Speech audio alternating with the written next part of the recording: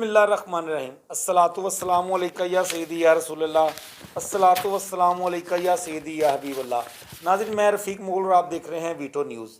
دوہرا معیار کبھی بھی انسان کو کامیابی کی بلندیوں تک نہیں لے کر جاتا۔ اگر سیاسی لیڈرشپ ہو تو ان میں تو انتہائی ضروری ہے کہ وہ ایماندار ہو اور جو بات کریں وہ سچ بات کریں، اس میں وہ دوہرا معیار نہ دکھائیں۔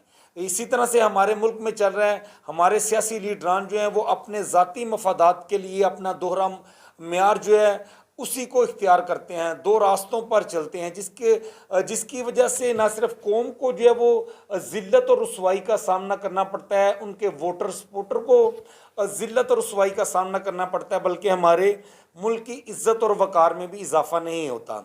اسی طرح ذاتی مفادات کے لیے اداروں کو تنقید کا نشانہ بنایا جاتا ہے، ذاتی مفادات کے لیے اداروں کے لیے تعریفوں کے پل باندھ دیے جاتے ہیں۔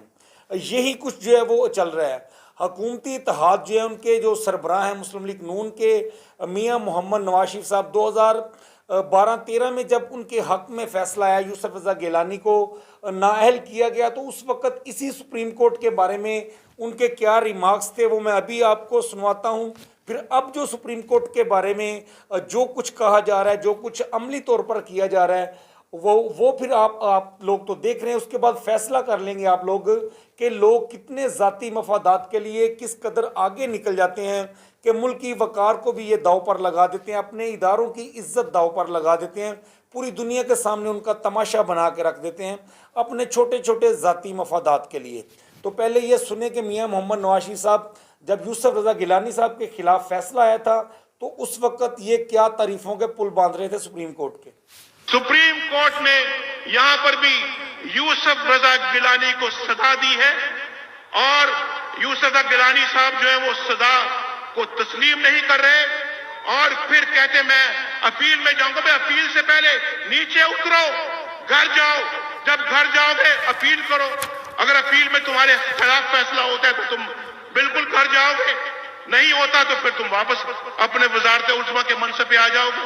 لیکن یہ بات نہیں کہ سپریم کورٹ فیصلہ دے اور آپ اس کو ماننے سے انکار کرو۔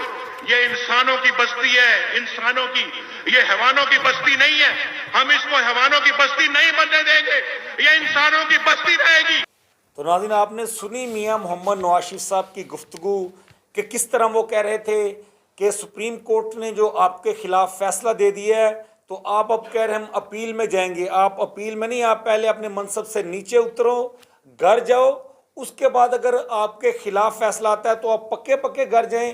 اگر فیصلہ آپ کے خلاف آتا ہے، آپ جو یہ فیصلہ دیا گیا نااہلی کا، اگر آپ اہل ہو جاتے ہیں تو پھر دوبارہ اپنے منصب پر آ جائیں۔ ایسا نہیں ہو سکتا کہ سپریم کورٹ فیصلہ کرے اور آپ اسے ماننے سے انکار کر دیں۔ یہاں ہم جنگل کا قانون نہیں بننے دیں گے، یہ انسانوں کی بستی ہے، اسے حیوانوں کی بستی نہیں بننے دیں گے۔ آپ اندازہ کریں گے اس وقت کیونکہ ان کے مفاد میں فیصلہ آیا تھا، ان کے حق میں آیا تھا، ان کی پسند کا فیصلہ تھا کہ گیلانی صاحب جو ہے وہ نااہل ہوئے ہیں، پیپلز پارٹی ڈیمیج ہوئی ہے، اور آنے والے الیکشن میں اسی موقف کو لے کر عوام کے پاس جائیں گے اور پھر اس کے بعد یہ ووٹ لیں گے، جیتیں گے، کیونکہ اس وقت ان کا مفاد جڑا ہوا تھا۔ اس وقت سپریم کورٹ کے قصیدے پڑھے جا رہے تھے۔ آج وہی سپریم کورٹ نے فیصلہ دیا تھا 14 مئی کو الیکشن کروانے کا پنجاب میں، اس فیصلے کو ردی کی ٹوکری میں نہ صرف ڈالا گیا بلکہ گزشتہ 1.5-2 ماہ سے جس طرح سے سپریم کورٹ کے اوپر انہوں نے تنقید کی ہے، پوری دنیا میں سپریم کورٹ کا مذاق اڑایا، ججز کا مذاق اڑایا، اس کی کوئی نظیر نہیں ملتی۔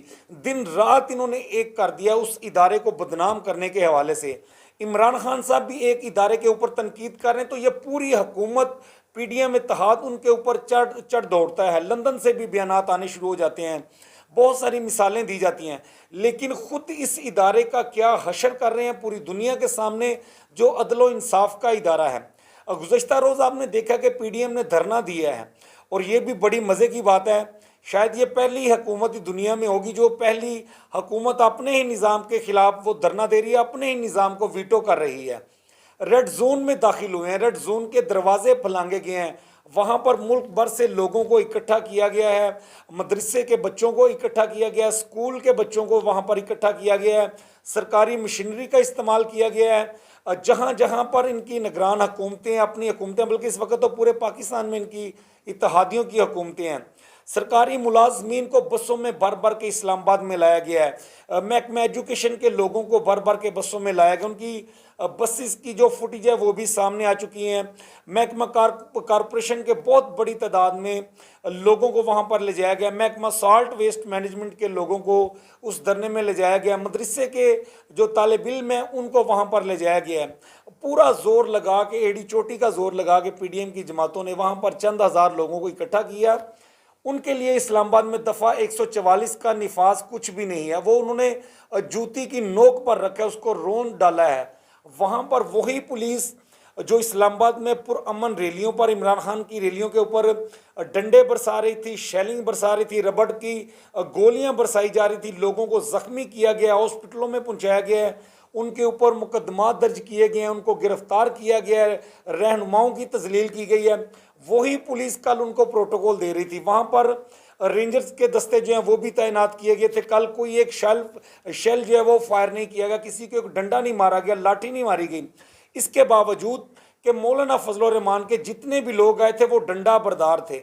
इमरान खान का जितना भी रैलियों में लोग शरीक थे वो गैर मुसल्ला थे, किसी के पास डंडा नहीं था, कोई हथियार नहीं थे, ये लैस थे डंडों के साथ। कैमरों ने दिखाया है, लेकिन डंडा बरदार फोर्स को किसी ने कुछ नहीं कहा। उन्होंने रेड जोन के दरवाजे तोड़े हैं, दरवाजे फलांगे हैं, सुप्रीम कोर्ट की तजलील की गई है, पूरा दिन वहाँ पर तकारीरें की गई हैं। मरियम नवाज़ ने तकरीर की, मौलाना फजल रहमान ने, ANP की लीडरशिप ने, BNP ने, जितने भी इत्तेहादी हैं, MKM के लोग, इन्होंने खूब वहाँ पर सुप्रीम कोर्ट की तजलील की है, उनके ऊपर तनकीद के निश्तर चलाए हैं।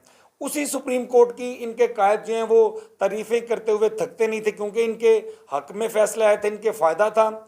अब फैसला जो है, इनको पता है कि इनकी शिकस्त जो है वो यकीनी हो चुकी है। अगर ये इलेक्शन की तरफ जाते हैं तो अब सुप्रीम कोर्ट की जो है वो तजलील कर रहे हैं।